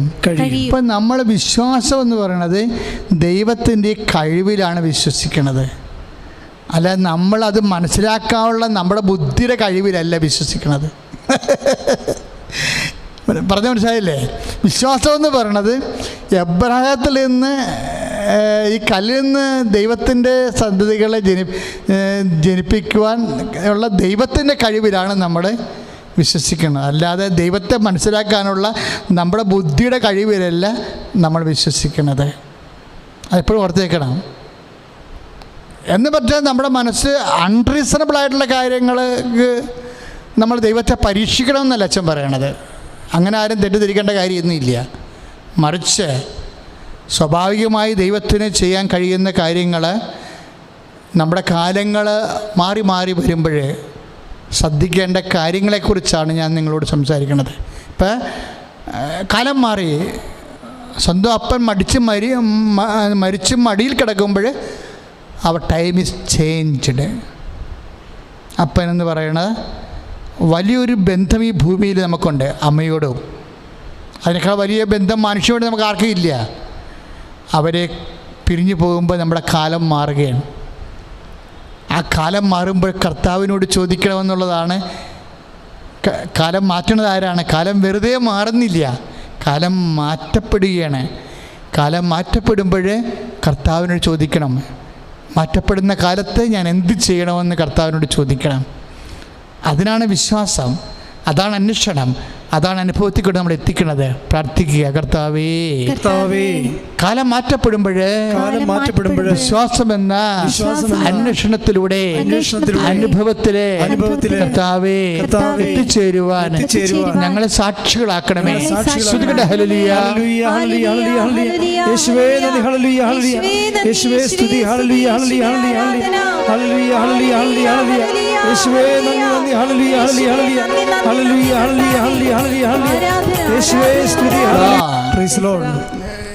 നമ്മൾ ലൂക്ക 24:26 വരുമ്പോൾ 46, ലൂക്ക 24:46 അവൻ പറഞ്ഞു, ഇങ്ങനെ എഴുതപ്പെട്ടിരിക്കുന്നു, ക്രിസ്തു സഹിക്കുകയും, എന്ന് പറഞ്ഞേ, ക്രിസ്തു സഹിക്കുകയും മൂന്നാം ദിവസം മരിച്ചവരിൽ നിന്ന് ഉയർത്തെഴുന്നേൽക്കുകയും ചെയ്യണം. അപ്പം എല്ലാം മസ്റ്റാണത്. നമുക്ക് അതിന് ഓപ്ഷനില്ല. ജീവിതത്തിൽ ഇങ്ങനെയാണ്, ചില ഓപ്ഷൻ ഇല്ലാത്ത വേദന വരും, അതിന് ഓപ്ഷൻ ഇല്ല. ഡോക്ടർമാർ പറയും സഹിക്കുക നിവൃത്തിയുള്ള അച്ഛാന്ന് പറയും. അതാണ് സംഭവം, ഓപ്ഷൻ ഇല്ല. അതാണ് 24:46 അവൻ പറഞ്ഞു, ഏറ്റു പറഞ്ഞ അവൻ പറഞ്ഞു, ഇങ്ങനെ എഴുതപ്പെട്ടിരിക്കുന്നു, ക്രിസ്തു സഹിക്കുകയും മൂന്നാം ദിവസം മരിച്ചവിടുന്ന് ഉയർത്തെഴുന്നേൽക്കുകയും ചെയ്യണം. അടുത്ത വചനം എന്താണെന്നറിയാവോ? പാപമോചനത്തിനായുള്ള അനുതാപം അവൻ്റെ നാമത്തിൽ ജെറുസലേമിൽ ആരംഭിച്ച് എല്ലാ ജനതകളോടും പ്രഘോഷിക്കേണ്ടിയിരിക്കുന്നു. നിങ്ങൾ ഇവയ്ക്ക് സാക്ഷികൾ. അപ്പം നമ്മളാരാ? ക്രിസ്തുവിൻ്റെ സഹനം നമ്മൾ ഏറ്റെടുക്കുമ്പോൾ ബേസിക്കായിട്ട് നമ്മളാരാണ്? ഒരു വിശ്വാസി. നമ്മൾ വിശ്വാസത്തിലാണ് നമ്മൾ തുടങ്ങിയത്. ബേസിക്കായിട്ട് വിശ്വാസി ആരാണ്? ഇവയ്ക്ക് നിങ്ങളാണ് സാക്ഷികളെന്ന്. Praise Lord. അപ്പം നമ്മളാരാ? വിശ്വാസി ആരാ? ദൈവത്തെ അനുഭവങ്ങൾ വരുമ്പോൾ ദൈവത്തെ നമ്മൾ കാലങ്ങൾ മാറി വരുമ്പോൾ അന്വേഷിക്കുമ്പോൾ എന്താ നമ്മൾ ചെയ്യണത്? ക്രിസ്തുവിൻ്റെ സഹനത്തിലാണ് നമ്മൾ പങ്കെടുക്കുന്നത്. അത് നമുക്ക് എന്താ തരണത്? ക്രിസ്തുവിൻ്റെ ഉത്ഥാനത്തിൽ പങ്കാളികളാണ്. അതിൽ നമ്മളാരാണ്? ദൈവത്തിൻ്റെ സാക്ഷികൾ. ബേസിക്കായിട്ട് നമ്മളാരാ? കാലങ്ങൾ മാറുമ്പോൾ ബേസിക്കായിട്ട് നമ്മളാരാണ്? സാക്ഷികളാണ്. അപ്പം നമ്മൾ എന്താണ് കർത്താവിനോട് പ്രാർത്ഥിക്കേണ്ടത്? കർത്താവേ, ഞങ്ങളെ നല്ല സാക്ഷികളാക്കണമേ. Very simple. രക്ഷപ്പെടാനുള്ള മാർഗം അതാണ്. വിജയിക്കാനും അതിജീവിക്കാനുള്ള മാർഗം അതാണ്. എന്താണ്? കർത്താവേ, ഞങ്ങൾ നിൻ്റെ പുനരുത്ഥാനത്തിൻ്റെ സാക്ഷികളായി. ഏത് കാലം എങ്ങനെ മാറിയാലും, ഏതനുഭവം ഉണ്ടായാലും, കർത്താവേ, ഞങ്ങളെ നിൻ്റെ സാക്ഷികളാക്കണമേ. ആദിമസഭയുടെ അടിസ്ഥാന അഭിഷേകമായിരുന്നത് എന്താണ്? കർത്താവിൻ്റെ സാക്ഷികൾ. പ്രാർത്ഥിക്കുക, കർത്താവേ,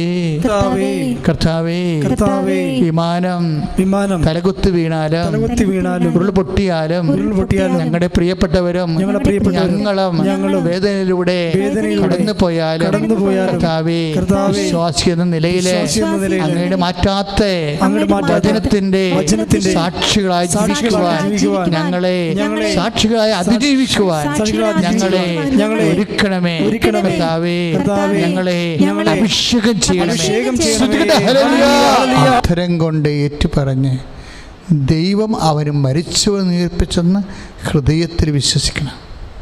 അപ്പം ഹൃദയത്തിലാണ് കാര്യങ്ങളെല്ലാം ഇരിക്കുന്നത്, ബുദ്ധിയിലല്ല. ശരിക്കും കർത്താവുമായിട്ടുള്ള എല്ലാ കാര്യങ്ങളും ഹൃദയത്തിലിരിക്കുന്നതാണ്. പ്രാർത്ഥിക്കുക. കർത്താവേ, അങ്ങയുടെ വിശ്വാസം വർദ്ധിപ്പിക്കുവാൻ, അങ്ങയോടുള്ള വിശ്വാസം വർദ്ധിപ്പിക്കുവാൻ എന്റെ ഹൃദയത്തെ അങ്ങ് സജ്ജീകരിക്കണമേ. ഈശോയെ, മത്തായി 3:9 പ്രാർത്ഥിക്കുന്നു. കല്ലിൽ നിന്ന് പ്രാർത്ഥന സദ്യകളെ ജനിപ്പിക്കാൻ കഴിയുന്ന ദൈവമേ, കല്ലുപോലെ ഇരിക്കുന്ന മാറാതിരിക്കുന്ന ഓരോ ജീവിത അവസ്ഥകളെയും അങ്ങ് കേൾപ്പിക്കുന്നു. കർത്താവേ, വിവാഹം ഒത്തുവരാത്തവരെ, മക്കൾ ഇല്ലാത്തവരെ, വീടില്ലാത്തവരെ, വഴിയില്ലാത്തവരെ, ജോലിയില്ലാത്തവരെ, അങ്ങനെ മാറാത്ത കല്ലുപോലിരിക്കുന്ന എല്ലാ അവസ്ഥകളെയും അങ്ങ് ഈ നിമിഷം സ്പർശിക്കണമേ. മത്തായി 9 അനുസരിച്ചുകൊണ്ട് ദൈവത്തിന്റെ ശക്തി എല്ലാ ജീവിത അവസ്ഥകളെയും സ്പർശിക്കട്ടെ. യേശുവിന്റെ നാമത്തില് ദുരിതങ്ങള്, തടസ്സങ്ങള്, രോഗങ്ങള് മാറിപ്പോകട്ടെ.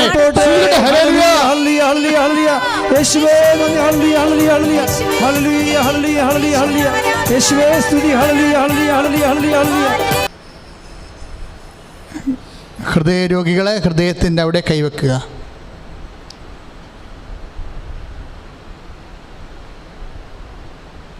എന്നെ സാക്ഷിയാക്കണമെന്ന് മനസ്സിൽ പ്രാർത്ഥിച്ചുകൊണ്ടിരിക്കുക. പങ്ക്രിയാസ് രോഗികൾ നെഞ്ചിൻ്റെ പൊട്ടിന് താഴെ കൈവെക്കുക. കരരോഗികളും ഇടതുവശത്ത് താഴെ കൈവച്ചുകൊണ്ട് പ്രാർത്ഥിക്കുക. അടിപ്പണ പോലെ കർത്താവിന് സൗഖ്യം നിന്നിലേക്ക് കടന്നു വരുന്ന സമയമാണ്. കർത്താവേ, നിൻ്റെ വിശുദ്ധ പൗരോഹിത്യത്തെ മഹത്വപ്പെടുത്തണമെന്ന് പ്രാർത്ഥിക്കുന്നു. ഈശോ സഭയിലൂടെ സാന്നിധ്യം പ്രകടമാക്കണമേ. കർത്താവേ, 35 കൊല്ലം അർപ്പിച്ച കുർബാനയുടെ ശക്തി അങ്ങ് ഓർക്കണമേ എന്ന് പ്രാർത്ഥിക്കുന്നു. കർത്താവേ, 35 വർഷം ഇവിടെ നടന്നിട്ടുള്ള ജപമാലകളെ അങ്ങ് ഓർക്കണമേ, ആരാധനകൾ അങ്ങ് ഓർക്കണമേ. കർത്താവേ, ഞങ്ങൾ അങ്ങയുടെ നാമത്തിൽ മഹത്വത്തിന് വേണ്ടി ചെയ്തിട്ടുള്ള പരിശുദ്ധ പ്രവർത്തനങ്ങൾ ഓർക്കണമെന്ന് പ്രാർത്ഥിക്കുന്നു. കർത്താവേ, സർവോപരി 10,000 ലക്ഷങ്ങളുടെ വിശ്വാസവും പ്രാർത്ഥനയും അങ്ങ് ഓർക്കണമേ. യേശുക്രിസ്തു ഉന്നതമായ നാമത്തിൽ മാരക രോഗങ്ങളെ മാറിപ്പോകട്ടെ. ആരാധനയും സ്തുതിയും പുകഴ്ചയും ഉണ്ടാകട്ടെ. ഇപ്പം നിങ്ങൾക്ക് സുവിശേഷത്തിന് അനുഭവങ്ങൾ കേട്ടപ്പോൾ നിങ്ങൾക്ക് ഒരു സന്തോഷം തോന്നിയില്ലേ? വളരെ സിമ്പിളാണ് എന്ന് തോന്നിയില്ലേ? ദൈവത്തിൻ്റെ കൃപയും സൗഖ്യവുമൊക്കെ വളരെ ലളിതമാണ്. ഒത്തിരി പാഴ്പെടേണ്ട ഒരു കാര്യമില്ല. കിട്ടുന്ന എല്ലാ അവസരങ്ങളും ഉപയോഗിച്ചുകൊണ്ട് ദൈവത്തെ സ്നേഹിച്ചാൽ മാത്രം മതി. പറ്റുമ്പോഴെല്ലാം നിങ്ങൾ പ്രാർത്ഥനയിൽ പിശുക്ക് കാണിക്കരുതേ. ഇപ്പോൾ ഈ ലോക്ക്ഡൗണിൻ്റെ സമയത്ത് ഏറ്റവും നല്ല ഒരു കാലമാണിത്. നിങ്ങൾക്കറിയാമല്ലോ, 3 നേരം ഭക്ഷണം കഴിക്കേണ്ട ഒരു കാര്യമില്ലെന്ന് ഇപ്പോൾ മനസ്സിലായില്ലേ? എത്രയുള്ള കാര്യങ്ങൾ നമ്മൾ ഓരോരോ സാഹചര്യത്തിലൂടെ പോകുമ്പോൾ നമുക്ക് മനസ്സിലാകും. ഇത്രയേ ഉള്ള കാര്യം, ഇത്രയും മതിയായിരുന്നല്ലേ. ചുമ്മാ സമയം ഉണ്ടായത് കൊണ്ടും കാശുണ്ടായിരുന്നതുകൊണ്ടും ഓരോ കാര്യങ്ങളൊക്കെ ചെയ്ത് കൂട്ടിയതല്ലേ. ഇപ്പോഴേ ഇങ്ങനെ ഓരോ സമയത്തിലൂടെ കടന്നു പോകുമ്പോൾ നമ്മൾ അതിനെല്ലാം മഹത്വപ്പെടുത്തണം. ദൈവത്തെ നിരാശപ്പെടരുത്. ഇപ്പോൾ ചിലപ്പോൾ നമ്മൾക്ക് ഇറച്ചി കൂട്ടാൻ പറ്റത്തില്ല, ചിലപ്പോൾ ഉപ്പിട്ട് ഭക്ഷണം കഴിക്കാൻ പറ്റത്തില്ല. ഓരോ അനുഭവത്തിലൂടെ നമ്മൾ കടന്നു പോവുകയാണ്. പക്ഷേ നമ്മൾ ആദ്യം ഇത്തിരി പ്രയാസം നമുക്ക് തോന്നും. ഓരോ കാര്യം ഇല്ലാതെ വരുമ്പോൾ കുറച്ച് പ്രയാസം തോന്നും. പിന്നെ അതിൽ ശീലിച്ച് കഴിയുമ്പോൾ ഇത് ഇത്രയും ഉണ്ടായിരുന്നുള്ളല്ലേ. അതുകൊണ്ട് എൻ്റെ മക്കൾ ഒരിക്കലും നിരാശപ്പെടുകയോ, നമ്മളങ്ങനെ ശീലിച്ച്, നമ്മുടെ ബാധ്യത എന്താണെന്നറിയാവോ? ശീലമാണ് ബാധ്യത. നമുക്ക് നമ്മുടെ സങ്കടം എന്താണ്? ശീലമാണ് സങ്കടം. അങ്ങനെ നമുക്കറിയണം, ആ വിഷയമല്ല സങ്കടം, അങ്ങനെ ശീലിച്ചു പോയതാണ് സങ്കടം. അതുകൊണ്ട് തന്നെ അങ്ങനെയുള്ള ശീലങ്ങൾ തഴക്കം വന്നു പോയിട്ടുള്ളവർക്ക് നിരാശയും വിഷമവും ഉണ്ടെങ്കിൽ അത് ദൈവത്തിൽ എടുത്ത് പറയരുത്. ദൈവം നീ എന്നോട് ഇങ്ങനെ ചെയ്തല്ലോ അങ്ങനെ ചെയ്തല്ലോ, ഒന്നുമില്ല. ചില ശീലങ്ങൾ നമുക്ക് ഭയങ്കര ദോഷമാണ് വരണത്. ഒരമ്മ എനിക്കറിയാമായിരുന്നു, അവർ കുർബാന ഇങ്ങനെ ഉയർത്തുമ്പോൾ ഇതാ കർത്താവിൻ്റെ കുഞ്ഞാട്, ഇതാ ദൈവത്തിൻ്റെ കുഞ്ഞാടെന്ന് പറയുമ്പോൾ തന്നെ അവർ ചാടിപ്പള്ളിയിൽ നിന്ന് പോയിക്കളയും. അവരെന്താ ചെയ്തുകൊണ്ടിരുന്നത്? അവർക്ക് 7 കൊല്ലം കൂടി ആ കുഞ്ഞ് ജനിച്ചിരിക്കുന്നത്. ആ കുഞ്ഞിന് പാല് കൊടുക്കാൻ പോവുകയാണ്. എന്തിനാണ് പാല് കൊടുക്കണത്? മുലപ്പാലല്ല, പശുവിൻ്റെ പാല്. എന്തിനാണ് അവർ പാല് കൊടുക്കണേ? അവർ ചെന്നില്ലെങ്കിൽ അവിടുത്തെ ആയ എടുത്ത് പാല് കൊടുക്കും. കുഞ്ഞിനെ ആറ്റുന്നവർ കിട്ടിയ കുഞ്ഞല്ലേ. അപ്പോൾ ആയ കുഞ്ഞിനെ ഇങ്ങനെ കൊഞ്ചിച്ചും ഓമനിച്ചും ഒക്കെ പാല് കൊടുത്ത് കഴിയുമ്പോൾ ആയക്ക് കൊച്ചിന് ചിലപ്പോൾ അമ്മയെ മാറിപ്പോവും. ആയയെ അമ്മയെന്ന് വിളിക്കും. അത് വരാതിരിക്കാൻ വേണ്ടി കുഞ്ഞ് ഉണരണമെന്ന് ഒരു പള്ളിയിൽ നിന്ന് ഓടുകയാണ്. അവസാനം ഇവരെ കൊണ്ടുവന്ന പാല് കൊടുത്തത്. പാല് കൊച്ചിൻ്റെ കളർ പോകാതിരിക്കാൻ വേണ്ടി പാലിൻ്റെ അകത്ത് പൊന്നൊക്കെ വരച്ച് കൊടുക്കും. പാല് മാത്രമേ പലപ്പോഴും കൊടുക്കത്തുള്ളൂ. നിങ്ങൾക്ക് ആ ട്രാജഡി അറിയാവോ? അവരെൻ്റെ അടുത്ത് വന്ന് സങ്കടപ്പെട്ട് പറഞ്ഞത് എന്താണെന്ന് അറിയാവോ? ആ കൊച്ചിനെ കരളിൽ വെണ്ണ കെട്ടി കുഞ്ഞ് മരിച്ചുപോയി. അപ്പോൾ ഇതാണ് മനുഷ്യൻ്റെ അവസ്ഥ. ഒരു കഥയുമില്ല. ഓരോ കാര്യങ്ങളും നമ്മൾ ചെയ്തുകൊണ്ടിരിക്കുന്ന കാര്യങ്ങൾ, ഒരു ദിവസം കുഞ്ഞിന് പാല് കൊടുത്തില്ല കുഞ്ഞ് പോകുന്നതല്ല, പാല് കൊടുത്താലാണ് ചാകണത്. അപ്പോൾ പലതും നമ്മൾ ഉണ്ടാക്കിയ ദുഃഖങ്ങളെന്നൊക്കെ പറയണത് ചിലപ്പോൾ കർത്താവ് നമുക്ക് തരണത് ഏറ്റവും വലിയ അനുഗ്രഹമായിരിക്കും. പക്ഷെ നമ്മൾ ദുഃഖമായിട്ടാണ് ദൈവം ഞങ്ങളോട് ഇങ്ങനെ ചെയ്തില്ല എന്ന് ഓർത്ത് സങ്കടപ്പെട്ട് നടന്നത്. അപ്പോൾ പ്രാർത്ഥിക്കുകയുമില്ല. ദൈവം ചെയ്ത നന്മയെ തിന്മയായിട്ട് വിലയിരുത്തും. അങ്ങനെ നമ്മൾ ക്രമേണ ദാരിദ്ര്യം പിടിച്ച ക്രിസ്ത്യാനിയായിട്ട് വിശ്വാസിയായിട്ട് മാറും. പ്രാർത്ഥിക്കുക, കർത്താവേ നീ ദൈവം എനിക്ക് തന്നിട്ടുള്ള അങ്ങനെക്ക് നൽകിയിട്ടുള്ള പലതരത്തിലുള്ള ഗുണങ്ങളും തിന്മയായിട്ടാണ് ഞാൻ കരുതിയിട്ടുള്ളത്. ഈശോ എല്ലാം മറക്കണേ, എന്നോട് പൊറുക്കണമേ കർത്താവേ. അങ്ങയുടെ വിശുദ്ധ പൈതലായി സാക്ഷിയായി ജീവിച്ച എന്നെ അനുഗ്രഹിക്കണമേ. എൻ്റെ ജീവിതത്തിലെ ഞാൻ അങ്ങയോട് ഈ ആരാധനയിൽ പ്രാർത്ഥിക്കുന്ന പലതരത്തിലുള്ള വേദനകളെ, രോഗങ്ങളെ, ജോലിയില്ലാത്ത അവസ്ഥകളെ, സാമ്പത്തിക തകർച്ചകളെ ഈശോ അങ്ങ് ഏറ്റെടുക്കണമേ. എൻ്റെ രോഗങ്ങള്, മാറിയ രോഗങ്ങള് യേശുനാമത്തിലെ വിശുദ്ധ രക്തത്താൽ തളിക്കപ്പെടട്ടെ. കർത്താവിന്റെ മനസ്സിനെ അനുപേക്ഷണീയമായി ജീവിക്കുവാൻ എന്നെ ആത്മധൈര്യത്താൽ അഭിഷേകം ചെയ്യണമേ. ജീസസ് ക്രൈസ്റ്റ് ഉന്നതമായ നാമത്തിന് സ്വന്തം ചെയ്ത് കർത്താവേ. അങ്ങനെ മക്കൾക്ക് വേണ്ടി ഞാൻ പ്രാർത്ഥിച്ച് ആശ്രമിക്കാൻ പോലും കർത്താവേ. ആശ്രമിക്കുന്ന നിമിഷങ്ങളിൽ മക്കളുടെ എല്ലാ വേദനകളെയും അങ്ങ് ഏറ്റെടുക്കണമെന്ന് പ്രാർത്ഥിക്കുന്നത് ദൈവത്തിന്റെ കരുണയ്ക്ക് വേണ്ടി.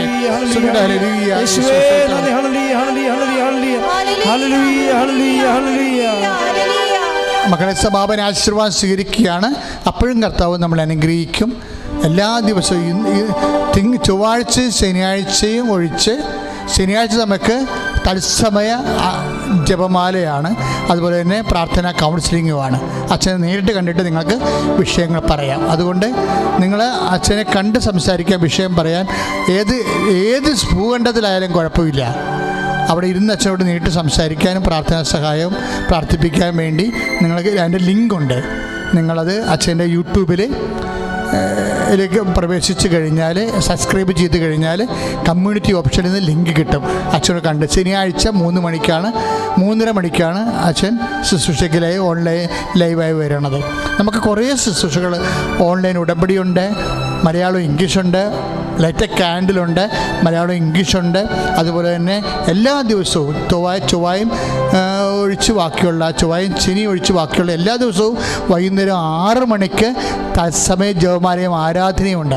അതെല്ലാം മക്കൾ പങ്കെടുത്ത് ഈ തരുന്ന സാക്ഷ്യങ്ങളില്ലേ, ഈ തരുന്ന സാക്ഷ്യങ്ങളും ഈ ലോക്ക്ഡൗൺ കാലം എന്തുമാത്രം സാക്ഷ്യങ്ങളാണ് നമുക്ക് കിട്ടിയത് ഓൺലൈനിൽ.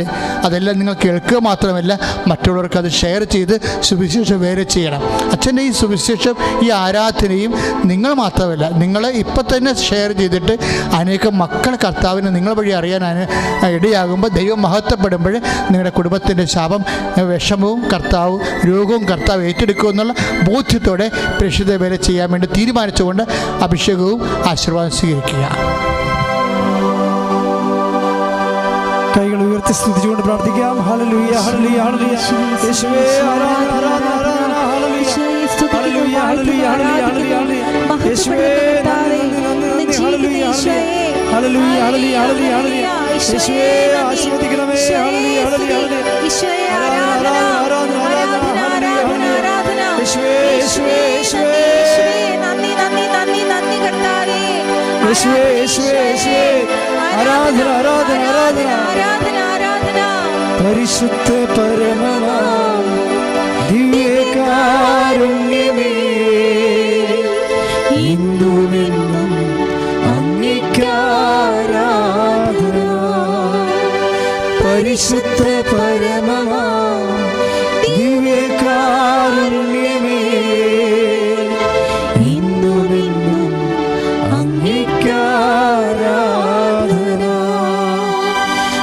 പരിശുദ്ധ പരമ ദിവ്യേക